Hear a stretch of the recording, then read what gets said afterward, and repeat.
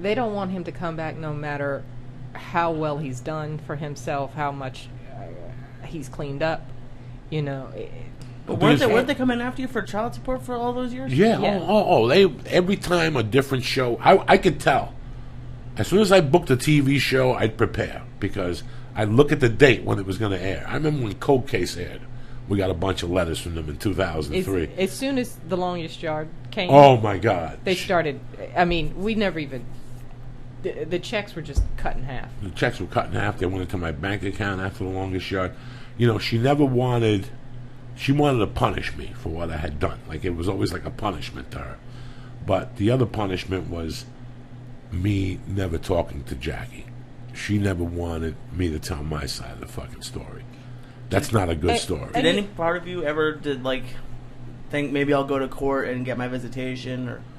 Yeah, but it was a goal without my reach. I could have always got visitation. It would have cost me $2,000 to get the attorney, petition the court, wait 6 weeks, a fucking plane ticket, and go out. She would have never allowed it to come out here. But he had visitation. I had visitation. It was just shitty visitation, 5 hours a week. Okay. You can't be a dad. I know coaches who see their kids more, you know. So, but it's very interesting how, even till today, she hasn't called. It was 24 hours ago. You know, they're preparing her. I guarantee they're getting her a phone with a tape recorder. That's what they're doing right now, so they could tape the conversation. Listen, man, I have a family. I have a daughter. I made a mistake 25 years ago, maybe not. I made a mistake or maybe not. In what way you made a mistake?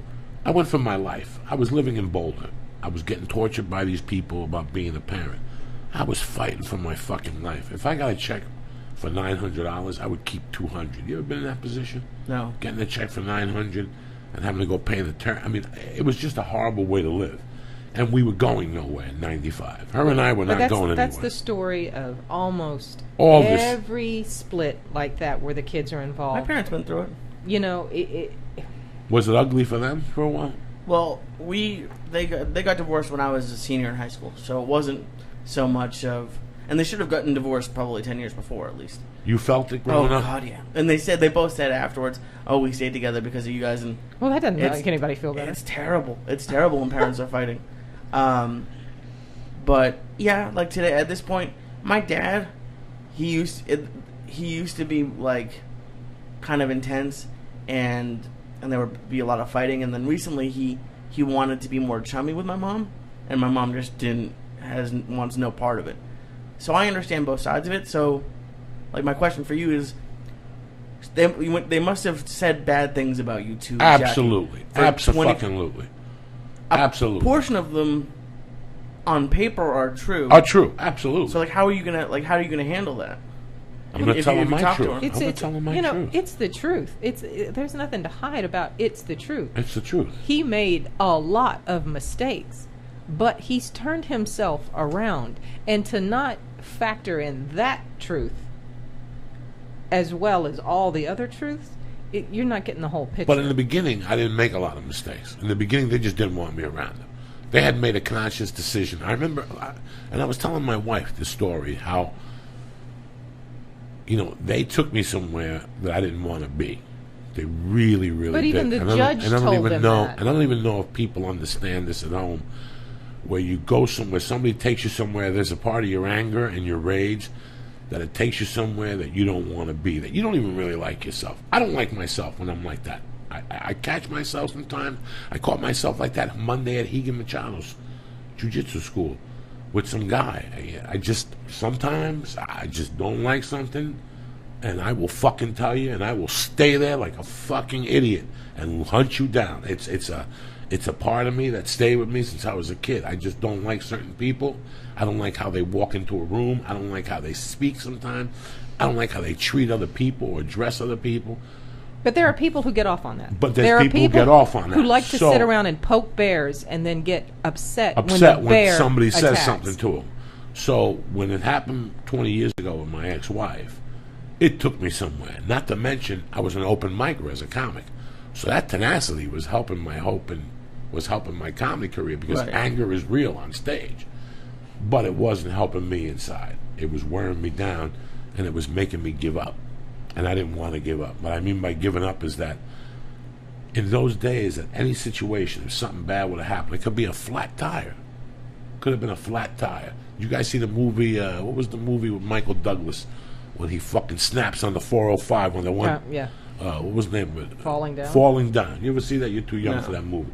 One day, a guy's he's going through a divorce in that movie, separation, the kid, his job, and it's the straw that broke the the straw camel. that broke the camel's back. He was at the fucking on the 10 or on the 405. You know how it is. Beep beep. And one day he just snapped. And as he's walking away from the car, they go to mug him downtown. Oh, no. Isn't that the thing? And he pulls a gun out and he shoots the guy and they run away and he goes, hey, you forgot your briefcase. It's a great fucking scene. How much of all crimes is that, do you think? Like, just someone snapped and they happen to get caught on the day they snapped.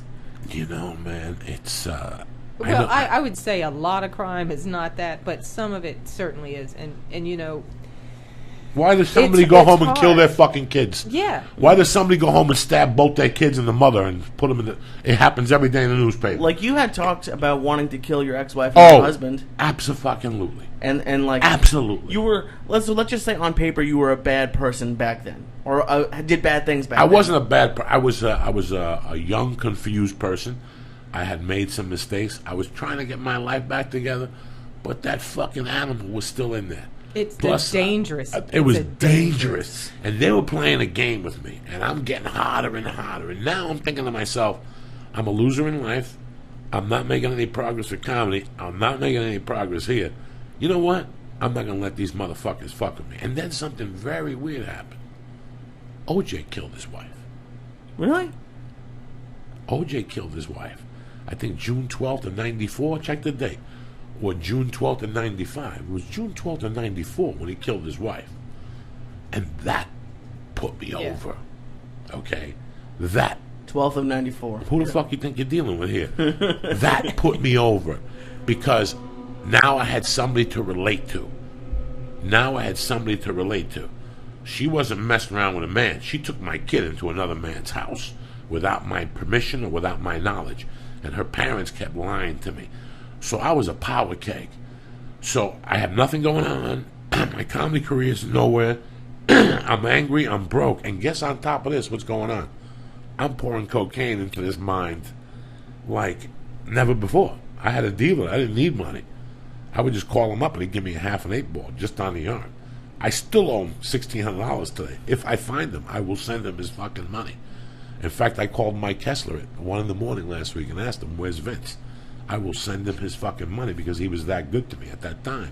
So, yes, so he what was did OJ... really good to him, giving him free cocaine. We're going in like fucking Marines, you understand me? Welcome to church, motherfucker.